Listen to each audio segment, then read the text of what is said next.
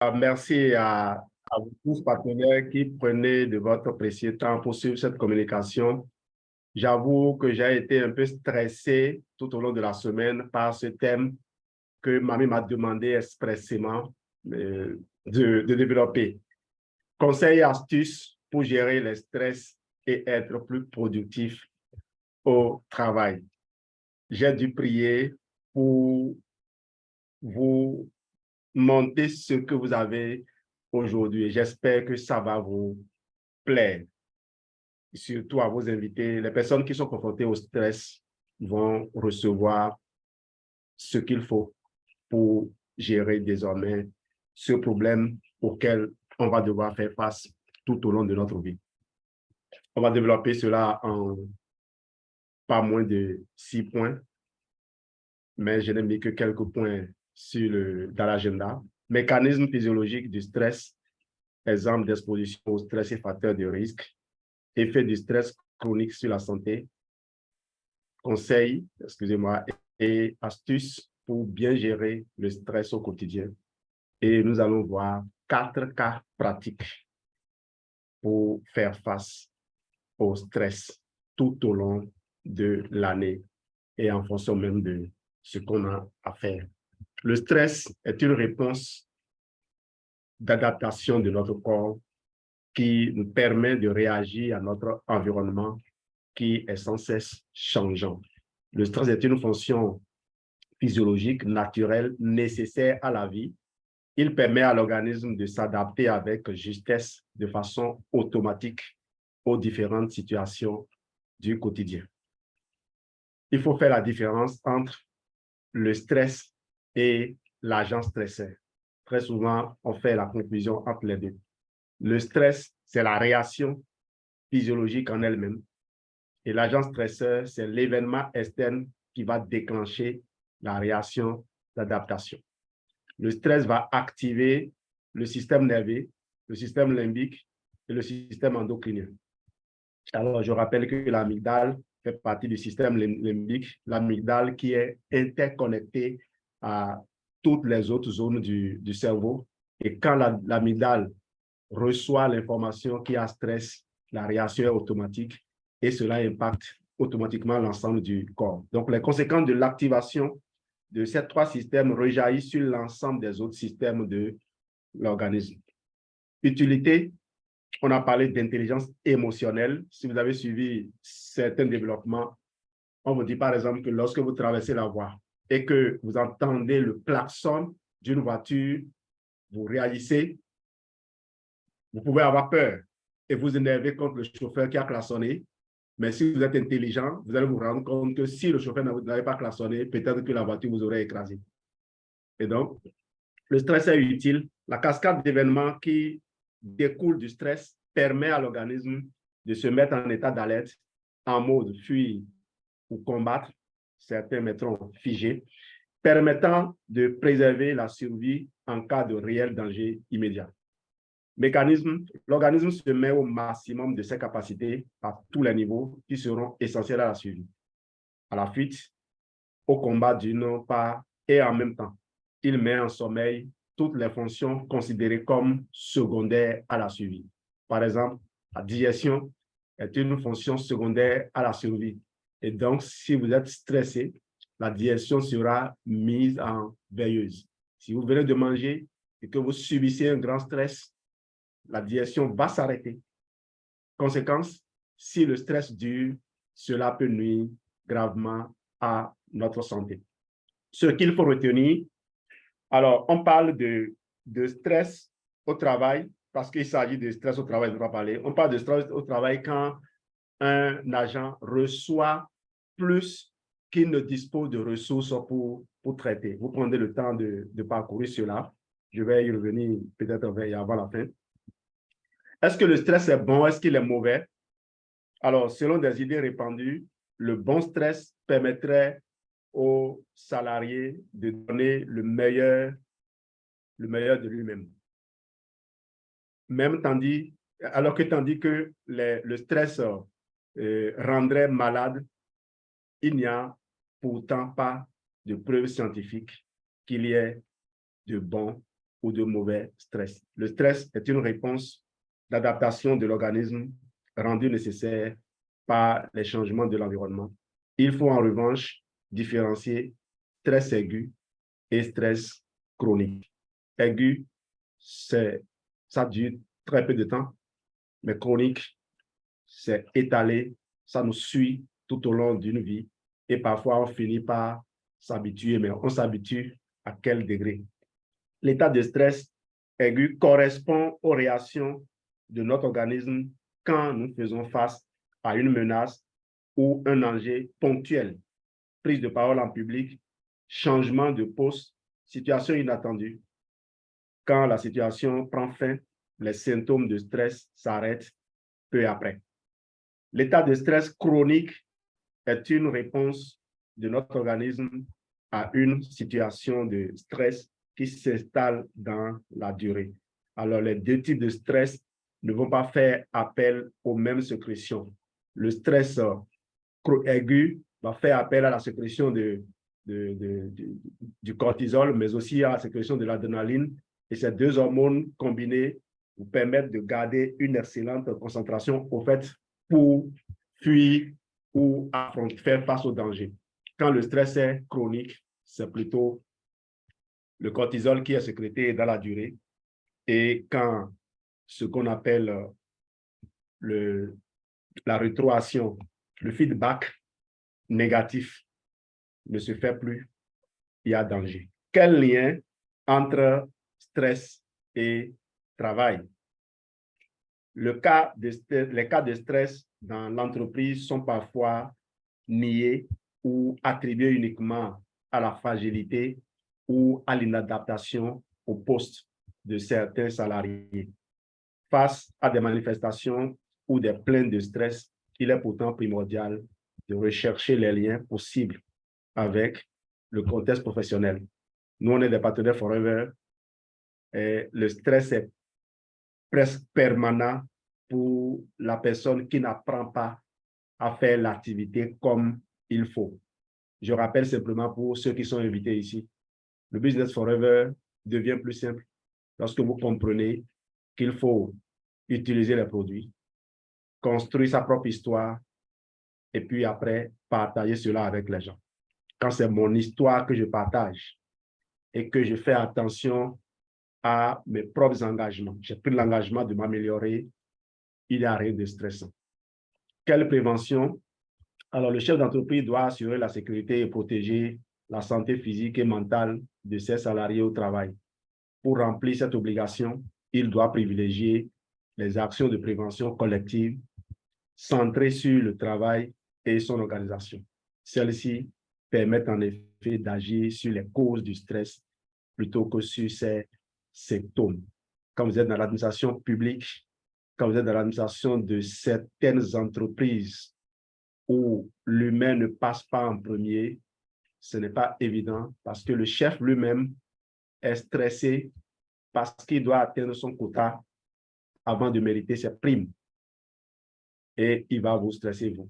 Si vous avez la malchance d'avoir un chef qui n'est pas bien organisé, le stress va faire partie de votre vie. Donc, il ne vaut mieux pas compter sur cela. Mécanisme physiologique du stress. Alors, source de notre organisme répond au contexte stressant par une réaction en une ou plusieurs étapes. Le chercheur Hans Rayleigh, en 1936, était le premier à travailler sur les mécanismes du stress.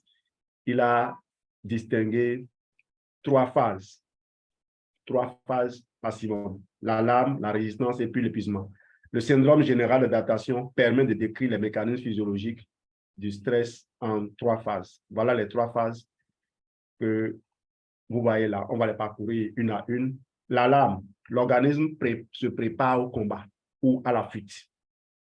Dès sa confrontation à une situation évaluée comme stressante, l'organisme réagit immédiatement en libérant des catécholamines, des hormones produites par la glande médulo-surrénale, dont l'adrénaline.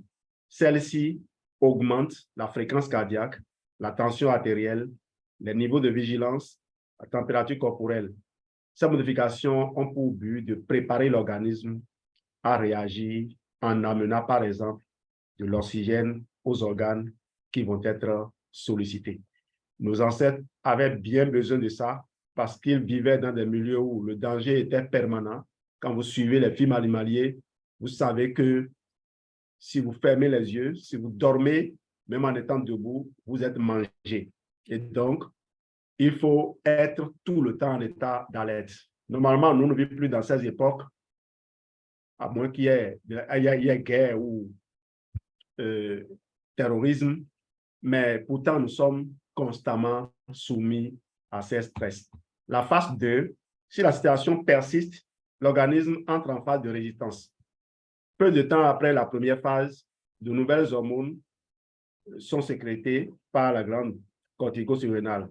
Ces hormones augmentent le taux de sucre dans le sang pour apporter l'énergie nécessaire aux muscles, au cœur et au cerveau et y maintenir un niveau constant de glucose. L'organisme se prépare aux dépenses énergétiques que nécessite la réponse à la situation stressante. La sécrétion de ces hormones est autorégulée. Les récepteurs du système nerveux central détectent les quantités libérées dans le sang et adaptent leur production.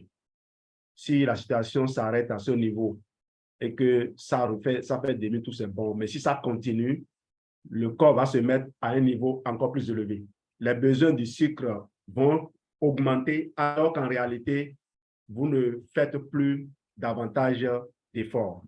Si la situation stressante se prolonge ou s'intensifie, l'organisme entre en phase d'épuisement. C'est comme un moteur qui a chauffé, a signalé, mais on ne sait pas, on ne l'a pas arrêté, le moteur va prendre feu. C'est la phase d'épuisement.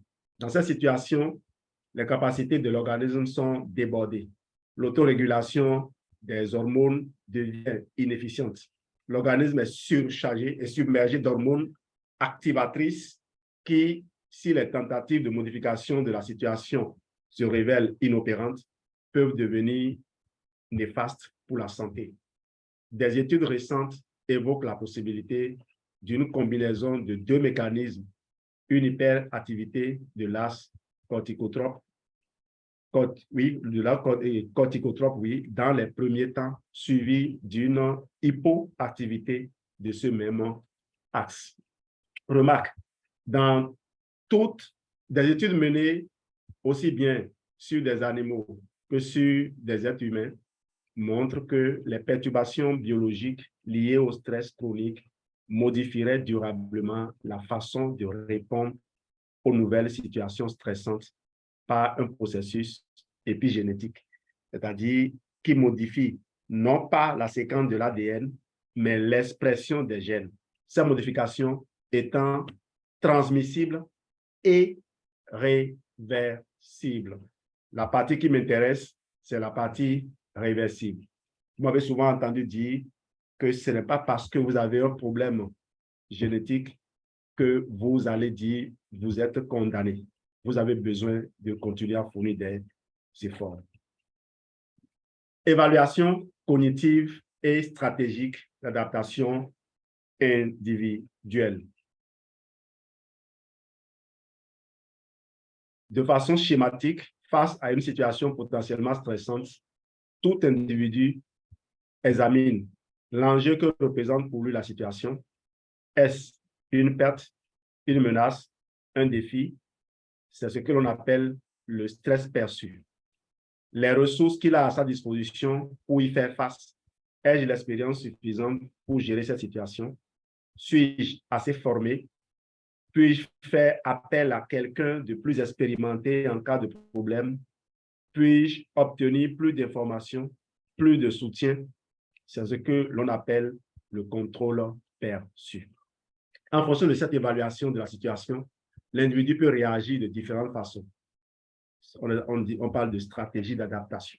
Alors, évitement, il va fuir la situation, demande de changement de poste, arrêt maladie pour un employé, réaction émotionnelle, colère, crise de larmes, agressivité, recherche de solutions, sollicitation des collègues, recherche de formation. Cette adaptation personnelle explique en partie que des personnes confrontées à la même situation de travail réagissent différemment. Et on en vient à la subjectivité d'appréhension de l'agent stressé. Alors, Hans n'avait pas prévu que nous pourrions être différents face au stress. Eh bien, beaucoup d'autres travaux ont montré par la suite qu'il fallait intégrer le caractère subjectif. Et vous le savez bien. Et vous n'avez pas peur, on n'a pas peur des mêmes choses. Pendant que quelqu'un voit un serpent et court derrière, un autre voit un ver de terre et s'enfuit. Alors, nous ne sommes pas tous égaux devant un événement externe, d'où la notion de subjectivité. Ce qui est déterminant, c'est l'appréhension et la reconnaissance d'un événement extérieur comme stresseur ou non. Si l'élément est reconnu comme stresseur par notre organisme, nous aurons bien tous la même cascade de conséquences biologiques dues au phénomène d'adaptation. Je précise ici, reconnu comme stresseur par l'organisme, ça veut dire que l'organisme a libéré les hormones. Quand les hormones sont libérées, il n'y a pas cet homme sur Terre qui puisse agir autrement. Pour avoir un comportement différent, il faut empêcher la libération des hormones. Cela veut dire simplement que lorsque vous avez une personne qui est en crise de nerfs, qui réagit d'une certaine façon, qui a fait une crise de nerfs pour... Il y a beaucoup de gens qui sont en train de comprendre cela. La personne perd son sens.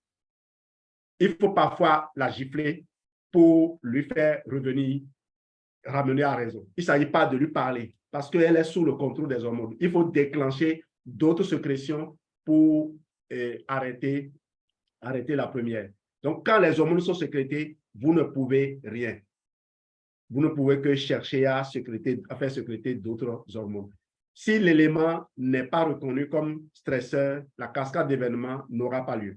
Donc, même s'il existait tout un tas d'événements qui sont reconnus comme stresseurs de façon universelle parce qu'ils mettent en jeu la survie immédiate, il existe également tout un tas d'autres éléments qui font intervenir la subjectivité et qui ne seront pas considérés comme stresseurs pour tout le monde.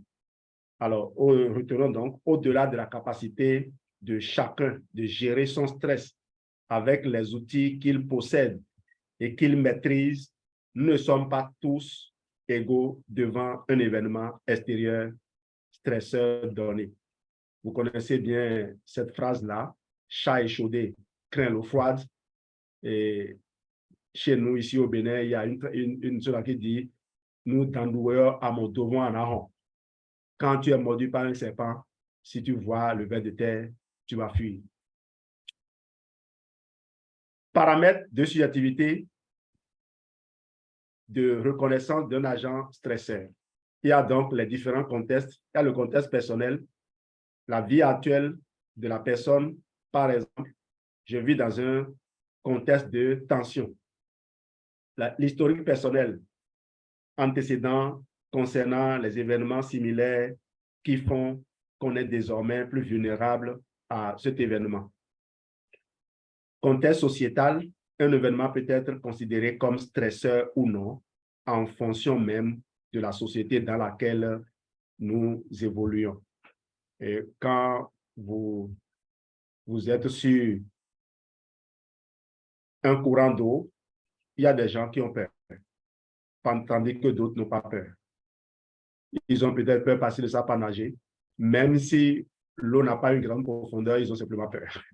Génétique, efficacité plus ou moins grande du système de chacun. Donc voilà, des événements qui font qu'on peut réagir différemment. Mais les hormones peuvent être sécrétées et nous allons réagir différemment simplement parce que dans notre corps, on a outillé nos cellules. C'est-à-dire, dans une armée, tous les membres ne réagissent pas de la même façon simplement parce qu'il y en a qui ont de l'expérience, il y en a qui savent gérer les situations difficiles. C'est pour cela que les formations militaires sont rudes. Et c'est pour cela que si vous êtes un FBO, si vous prenez la mesure de ce business, vous savez que c'est un business de niveau très élevé, vous devez vous armer, vous devez vous éprouver. Rappelez-vous cette histoire de Georgette Lurel, qui à un rallye, mondial, je crois, ou la retraite, à un rallye, on lui demandait de sauter dans une chute d'eau. Elle n'était pas encore diamant à l'époque. On l'encourageait à sauter, on dit si tu sautes, tu vas devenir diamant. Elle a sauté à devenir diamant. C'est Hayden qui l'a raconté dans un journal de succès en France. Nature des stresseurs et la recette du stress. Il y a les stresseurs physiques et les stresseurs psychologiques. Le froid, la chaleur, la douleur, la faim. L'inflammation résultant d'une maladie ou d'une infection. Psychologique, on a les examens, la charge de travail et les insultes. Il existe un ensemble commun de facteurs qui déclenchent la réponse au stress pour tout le monde. Il s'agit de la recette du stress. Nouveauté, imprévisibilité, menace pour l'ego, manque de contrôle. Exemple d'exposition aux risques et facteurs de stress. Cas d'une salariée dans un service administratif. Alors, le matin, quand je pense à ce qui m'attend, ça m'affole déjà. Je suis constamment interrompu par des gens qui me demandent des renseignements que je n'ai pas, par des collègues qui rentrent dans mon bureau pour consulter des dossiers. Mon supérieur me pose les dossiers sur la table à 18 heures pour que je les boucle pour le lendemain. Et ce logiciel que je n'arrive pas à faire marcher. Je cours, je suis fatigué, je rumine. Cette salariée ne dispose pas des ressources suffisantes pour faire face aux demandes auxquelles elle doit répondre. Elle est dans un état de stress chronique. Les difficultés qu'elle rencontre sont liées à l'organisation et à la nature de son travail. Les mesures de prévention pourraient ici porter sur une meilleure planification du travail, une organisation permettant de concentrer les demandes de renseignement à certaines heures de la journée ou encore une formation aux outils informatiques utilisés. Les facteurs de stress liés au travail sont les mêmes que les facteurs de risque psychosociaux. Ils sont regroupés en 6 grandes familles. Alors, qu'on fait le rapport du collège d'expertise de Golac. Vous avez l'adresse du site de l'INRS, qui a d'ailleurs même fait des films. Je me suis amusé à suivre toutes ces séquences de films-là pour intégrer la notion de stress au boulot. Vous ne pouvez pas imaginer, on le vit aussi sans même nous en rendre compte. Mais heureusement, nous, on est assez armés et je vous donnerai tout à l'heure des protocoles pour faire face à cela. Parce que vous ne pouvez pas contrôler les comportements des autres. Dans l'un des films, par exemple, les gens étaient partis sur une base assez intéressante. Il y avait une belle ambiance, il y avait de la convivialité. Et puis, l'entreprise a fusionné.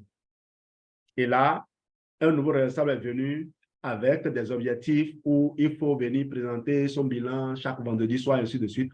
Voilà ce qui a amené un changement total dans la vie des gens. Alors, vous pouvez suivre ces films-là. Intensité et temps de travail, exigence émotionnelle, manque d'autonomie, et ça, on le voit dans certains secteurs.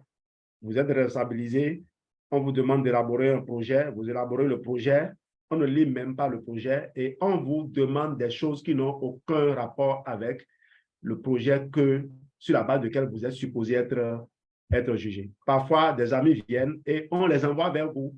On ne se préoccupe pas de savoir. Même nous-mêmes enseignants, parfois on fait ça aux élèves. 3 enseignants qui donnent des devoirs de maison le même week-end, ce n'est pas bien. Il doit y avoir une certaine concertation pour savoir de quel temps l'enfant va disposer pour faire cela.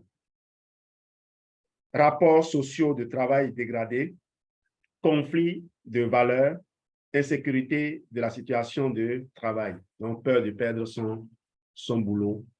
Les effets du stress chronique sur la santé, ceci vous intéresse davantage vos partenaires, mais le terme de stress, il est global et on a voulu parcourir un peu. Alors, symptômes dus à un état de stress chronique. Pour le stress aigu, on a dit ce n'est pas assez grave. C'est quand ça devient chronique que c'est dangereux. Symptômes physiques, douleur, coliques, maux de tête, douleurs musculaires, articulaires, etc. Troubles du sommeil, de l'appétit et de la digestion, sensation d'essoufflement ou d'oppression, sueur inhabituelle. Symptômes émotionnels, sensibilité et nervosité accrue, crise de l'âme, angoisse, excitation, tristesse, sensation de mal-être, symptômes intellectuels, perturbation de la concentration entraînant des erreurs et des oublis, difficulté à prendre des initiatives ou des décisions. Ces symptômes peuvent avoir des répercussions sur les comportements. Pathologie associée au stress chronique. Si la situation de stress se prolonge, les symptômes précédents s'installent ou s'aggravent, entraînant des altérations de la santé qui peuvent devenir irréversibles. Le syndrome métabolique. Vous connaissez le syndrome métabolique qu'on a dit qui précède le diabète. On l'appelle encore syndrome X. Lorsque vous avez reçu le diagnostic du diabète, c'est que des années en arrière, vos vaisseaux ont subi des spasmes, vos vaisseaux se sont abîmés littéralement et donc vous êtes pratiquement condamné. C'est pour cela que vous ne verrez pas un diabétique revenir vous dire j'ai pris des médicaments et j'ai fini avec mon diabète. Au contraire, il se programme pour rester sous médication jusqu'à ce que les yeux commencent par lâcher, les reins commencent par se fatiguer, il a faiblesse sexuelle et il ne sait même pas que la faiblesse sexuelle est le cadet de ses soucis. Il demande Multimaca. Je ne vends pas Multimaca à des personnes qui me disent qu'ils sont diabétiques. Je leur propose des protocoles un peu plus longs dans l'espoir que leur corps va pouvoir récupérer des éléments nutritifs que je mettrai à sa disposition, de quoi réhabiliter ce qui pourrait être dégradé. Et c'est ce qui est recommandé dans le Vidal. Lorsque vous recevez un diagnostic de diabète, il faut chercher en urgence un Forever Business Owner. Aucun médecin, à moins qu'il soit informé de l'existence de l'activité de Forever Business Owner, ne vous référera à un Forever Business Owner. Je répète ma phrase, aucun médecin, à moins qu'il ait eu connaissance de l'existence de l'activité des Forever Business Owner, ne vous référera au Forever Business Owner. Et c'est pour cela que nous, autres partenaires Forever, nous avons le devoir de trouver le moyen d'édifier tout médecin qui croise notre route.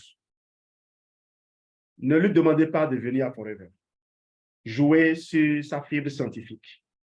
Demandez-lui de vous dire concrètement, est-ce qu'il est à l'aise avec ce qu'il propose à ses patients. Je vous en parle parce que c'est une expérience que j'ai faite avec plusieurs médecins. J'en ai vu qui m'ont avoué avoir démissionné de certaines fonctions simplement parce qu'elles ne supportaient plus de voir les gens mourir alors qu'elles connaissaient, qu'elles avaient les moyens de les guérir. Les moyens de la guérir n'étaient pas dans le système dans lequel elle était enfermée. Elle a dû se retirer.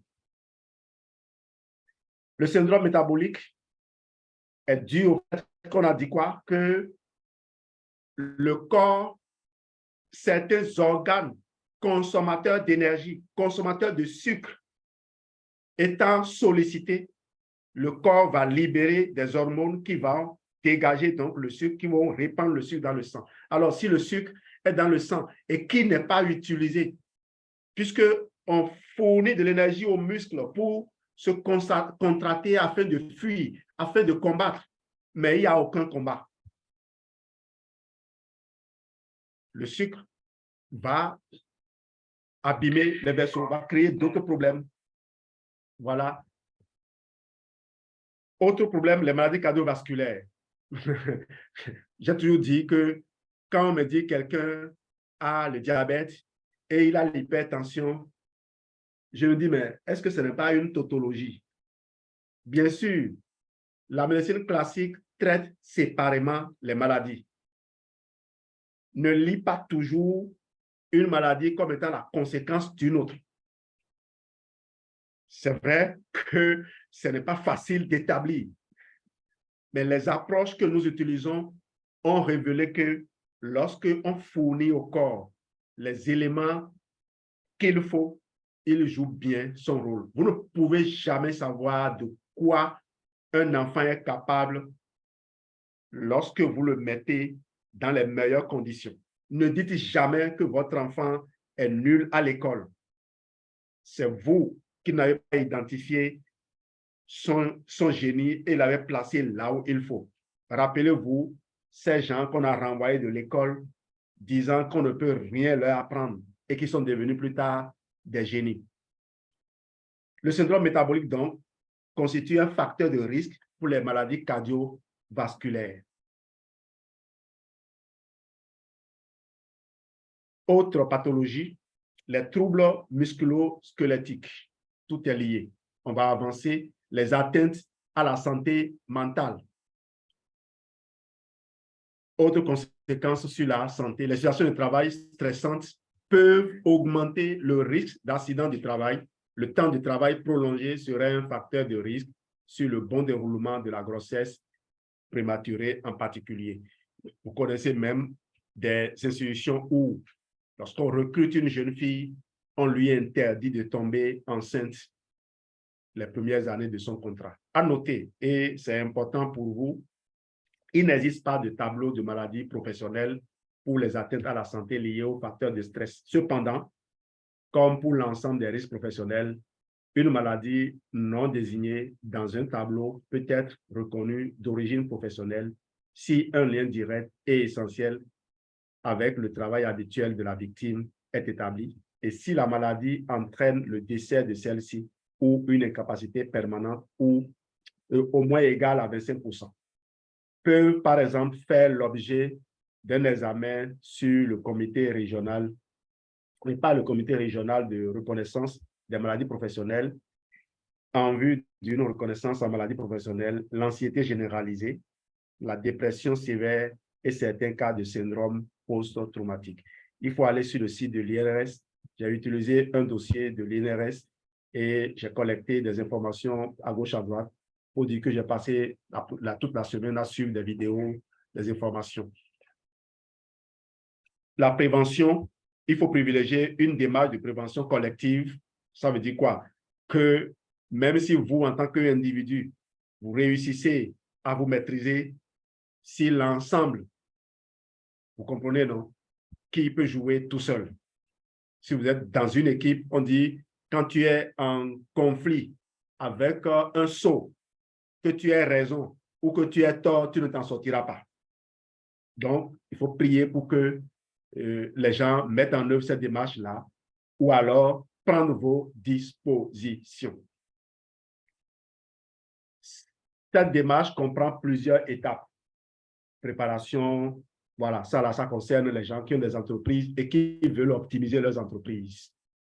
Si vous êtes chef service quelque part et que vous voulez rendre service tout en gérant ce qui tombe sur vous, vous pouvez au moins ménager ceux qui sont en dessous de vous. Vous pouvez faire ça. Oui, on arrive à le faire. Exemple de mesures de prévention du stress au travail, adapter la charte de travail en fonction des éléments, donner la possibilité aux salariés, voilà, vous pouvez faire une capture d'écran ou bien aller sur le site, aller chercher. Je me suis dit, les gens ne vont pas venir ici et je vais encore les renvoyer chercher quelque chose qu'ils ne trouveraient peut-être pas. Limite des observatoires du stress, on ne recueille pas souvent les avis des principaux concernés. Et ça, j'ai toujours été surpris que dans un système où on prône l'intérêt porté sur les gens, on veut que les gens aillent bien, on ne les écoute jamais pour savoir qu'est-ce qu'ils pensent, qu'est-ce qu'ils ont, comment est-ce qu'ils envisagent les améliorations. Qu'est-ce qui pour eux pourrait être amélioration? Souvent, les gens décident et puis ils descendent sur vous. Comment bien gérer son stress? Là, je suis allé chercher ça sur le site de Santé Canada. Et là, vous allez voir les éléments. Il y en a beaucoup. Là aussi, faites une capture d'écran et puis prenez le temps de lire à tête reposée.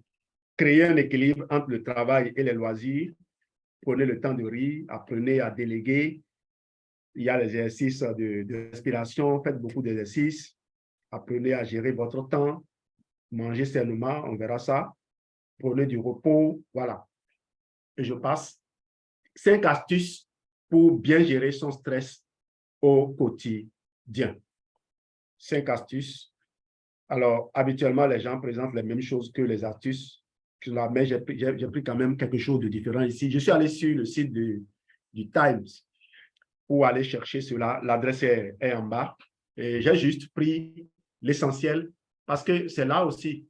Vous allez jusqu'au bout, vous êtes perdu parce que les solutions proposées par les gens, c'est les solutions qui sont fondées sur leur connaissance limitée des ressources ou alors des solutions motivées par le conflit d'intérêts. Moi, j'ai la chance de travailler avec Forever et comme vous le verrez dans mes protocoles, j'ai une gamme assez variée. Mes choix sont tellement étendus autant dans la durée que dans l'espace. 45 ans d'expérience capitalisée, pendant que certains utilisent juste 2 ou 3 produits pour obtenir des résultats, moi, j'en ai plusieurs autres. Je change. 1. Manger sainement pour lutter contre le stress. Les carences sont source de stress. On a vu la dernière fois, un mauvais fonctionnement, une mauvaise digestion va conduire au ballonnement, aux flatulences, désordre. L'utilisation de certains médicaments qui empêchent les sécrétions d'acide chlorhydrique vont empêcher une bonne digestion des protéines et donc vont conduire à une prolifération de bactéries putréfiantes. Donc, vous allez avoir des gaz, vous allez avoir des pourritures. Et ces bactéries putréfiantes, lorsqu'elles ont fini de manger les protéines pourries, vont s'attaquer à la paroi très, très fine de notre intestin grêle. Résultat, vous allez avoir des lésions et désormais, des particules qui ne devaient pas rentrer dans le sang vont rentrer dans le sang et les cellules de défense vont se mettre en branle. Le stress sera permanent. Tant que ce trou ouvert, cette brèche ouverte n'est pas fermée, le stress sera permanent. Et vous allez continuer à prendre d'autres produits pour essayer de corriger. C'est pour cela qu'on devrait commencer par interdire les propositions du genre « tu as mal au ventre, prends ceci. Tu as mal à la tête, prends ceci. » Je comprends mieux pourquoi on insiste sur le fait qu'il faut éviter les allégations thérapeutiques.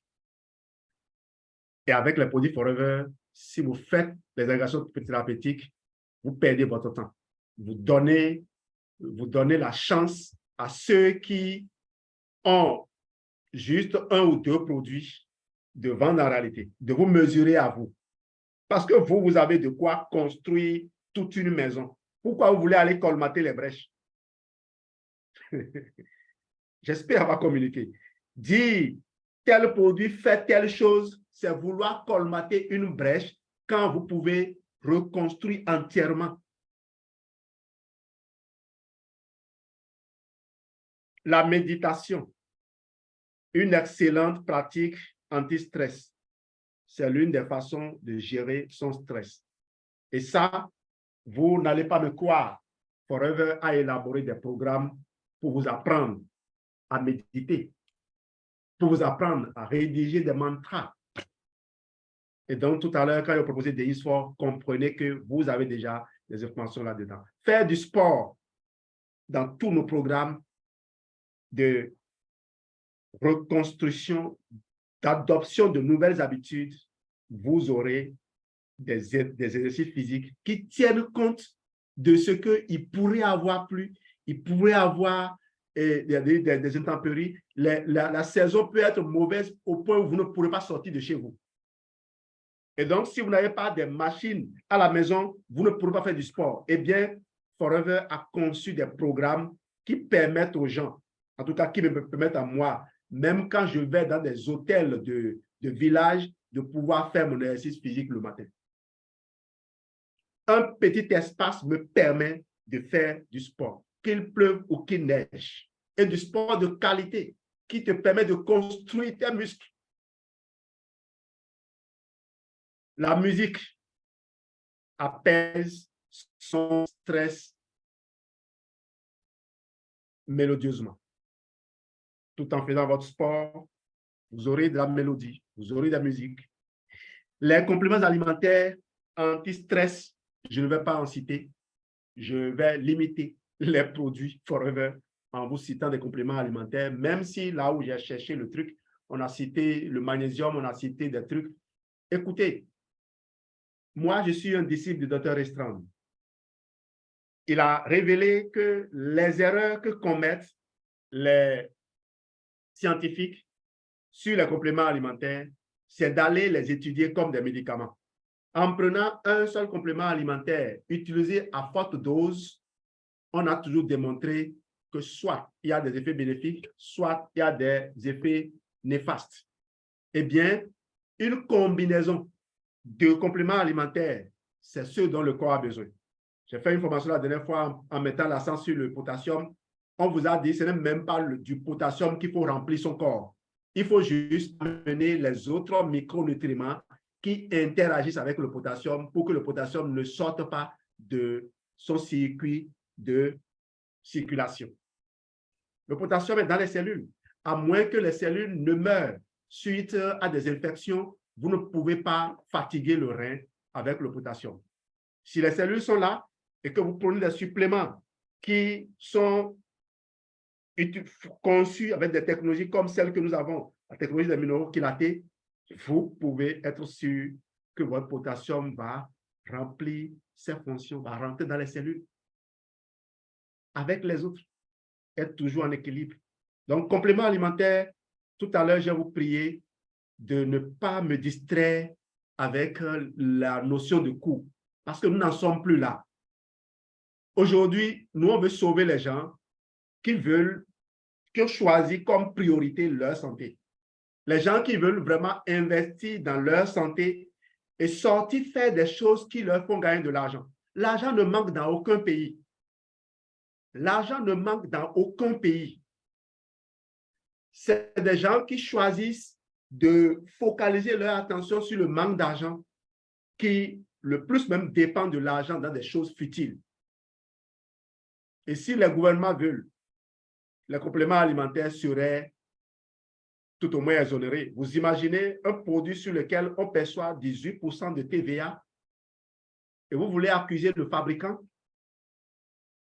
parce qu'il y a compétition. Le terrain est occupé et on ne veut pas laisser de place à d'autres, c'est tout. Donc, pardon, je n'ai pas le temps.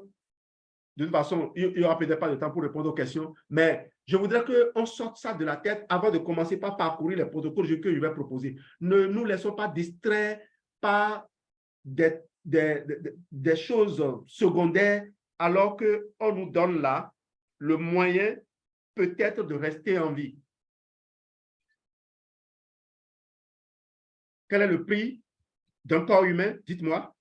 Combien coûte un corps humain? Alors, cas pratique et protocole. Votre but, c'est sûrement de rester en vie, de vivre chaque seconde de votre vie en bonne santé. vivre toute la vie en bonne santé et ne se retirer que quand celui qui vous a envoyé en mission ici va décider que, mon ami, c'est bon maintenant, je te retire. Moïse, tu as douté avant de frapper la roche, ton voyage s'arrête aux portes de la terre promise. Et vous voulez faire cela comment? S'il n'y a pas des outils pour ça. Dieu n'a jamais confié des missions à l'homme sans avoir rendu disponibles également les outils. Et celui qui décidera de garder son regard fixé sur celui de Dieu, sur le visage de Dieu, regardez Jésus pendant que vous marchez sur l'eau et vous n'allez pas couler. Donc, regardez le protocole que je vous propose et vous allez trouver les moyens de les consommer. Moi qui vous parle, je suis enseignant de carrière. Je n'ai pas eu ce niveau que j'ai aujourd'hui. Il a fallu que je parcours et je n'ai eu aucun soutien provenant d'une direction particulière. Je veux dire, je n'ai pas eu de soutien hérité, de soutien génétique. Les soutiens que j'ai sont provenus, proviennent plutôt de directions diverses. Quand le moment est bon, je suis là en train de communiquer, c'est une dame que je ne connais pas, je ne connais ni d'Adam ni d'Ève, qui me permet aujourd'hui de communiquer. S'il ne tenait qu'à ma famille, je ne serais jamais allé plus loin que ça. Alors, quels sont ces protocoles? On veut proposer une première combinaison de produits pour soutenir un chef d'entreprise. Un chef d'entreprise, surtout privé, a des périodes de grande sollicitation. Et donc, je lui propose, il connaît cette période-là. C'est peut-être la fin d'année où il doit faire les bilans, ou c'est peut-être qu'il a un gros marché en vue, il doit postuler. Et là, il connaît, ayant planifié son année, il connaît cette période. Et là encore, vous voyez, si c'est bien planifié, vous saurez quand il faut consommer. Nous sommes en vacances, nous sommes en début de vacances, mais en même temps, nous sommes dans les travaux d'examen. Moi, je suis enseignant. Alors, si je devais être engagé dans les travaux d'examen, ma consommation aurait été autre, même si je ne m'amuse pas avec ma consommation. 3 mois avant les périodes de pointe, mois 1, confort diététique amélioré. Alors, ce qu'on appelle confort diététique amélioré, c'est juste que les gens, quand ils ont utilisé, vidé le bidon le jour 1, le mélange là le jour 1, ils utilisent d'autres bidons pour la suite. Il ne manque jamais de buvable tout au long du traitement. Les gens qui ont un corps stressé, les gens qui ont un corps qui ont fait face à des maladies non transmissibles, qui épuisent, qui ruinent le corps et qui par ailleurs ont consommé des médicaments sur une certaine durée, je charge les premiers jours.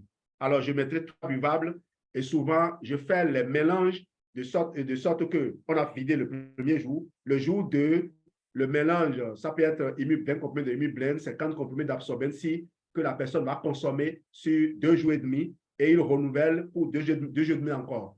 Le confort dure toujours 6 jours, mais voilà. Vous avez déjà fait la capture d'écran pendant que je développais. Les mois de surcharge d'activité, 4 buvables de votre convenance, AG+, Ultralight, Super Green, mais 3 articles ci. Et si vous voulez, vous pouvez encore ajouter aussi 3 Probi. Ces produits-là, ça ne doit pas vous manquer. Articles 6 Probi, vous devez les avoir à tout moment. Je vais avancer, faites capture d'écran pour pouvoir lire, parce que je ne vais pas tout lire.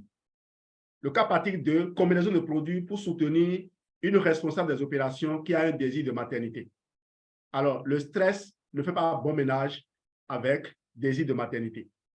Vous avez vu tout ce que le stress peut générer. Le stress va vous faire prendre du poids. Et s'il ne vous fait pas en prendre, il va faire pousser des myomes dans votre corps. Il va vous faire pousser des désordres. Le sucre, quand il n'est pas consommé, va toujours créer un désordre quelque part. Donc, ne me dites pas, souvent les gens ont des masses qui se forment insidieusement. Quand ils vont faire les analyses, on trouve que la masse n'est pas assez grosse pour être inquiétante. Et c'est là l'erreur, justement. On sait que la masse va grossir, mais on ne sait pas qu'il est possible qu'elle regresse.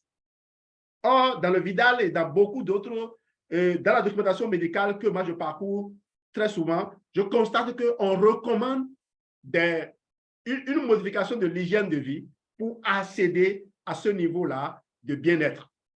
Et nous avons des retours extraordinaires. Quand le DS4 est sorti avec le CNOF, on avait déjà des résultats, mais quand le DS4 est sorti, on a eu tellement de témoignages. Une femme, quelque part, à qui on a dit qu'elle ne peut plus jamais enfanter, est tombée enceinte. On a été jusqu'à lui dire, il faut lui trouver un traducteur parce qu'on croit qu'elle ne comprend pas la langue dans laquelle elle s'exprimait. Moi, j'ai une amie à qui j'ai proposé de faire le DS4 avec d'autres personnes. Elle a acheté les 3 packs. Elle a recruté quelqu'un pour acheter. La personne a fait le DS4 avant elle. Et quel retour elle donne? J'ai perdu mes cycles depuis des années. Moi, je ne savais plus que je pouvais encore connaître les règles. Et après le DS4, voilà ce que j'ai eu comme résultat. Mes règles sont revenues. Cas pratique 3, vous pouvez voir ça sur le site de Forever France, My Forever. Là, c'est Josie Alves. C'est Josie Alves qui a fait cette expérience-là. Il a couru à son âge. Et il s'est bien fait, il a été bien classé pour un amateur. Il s'est préparé, il a donné les produits qu'il a utilisés. Alors, les magazines, je crois, sur le sport, là, qu'il y a sur la plateforme de Forever France, allez les parcourir. Vous avez des cas concrets là-dedans. Surtout vous qui êtes en France. Faites la capture d'écran, je vais avancer. On vient maintenant au cas pratique 4. Je vous ai là élaboré un plan annuel de supplémentation. Il n'est pas exhaustif. Vous pouvez l'améliorer, mais au moins vous avez un repère. Merci de votre excellente attention. Papa Ouma, je crois avoir fini. Je suis Jean-Louis Dessous et je fais cette communication pour amener le maximum de personnes à Douala en 2024, février 2024, où nous allons nous retrouver pour la semaine des baptistères. Merci à vous.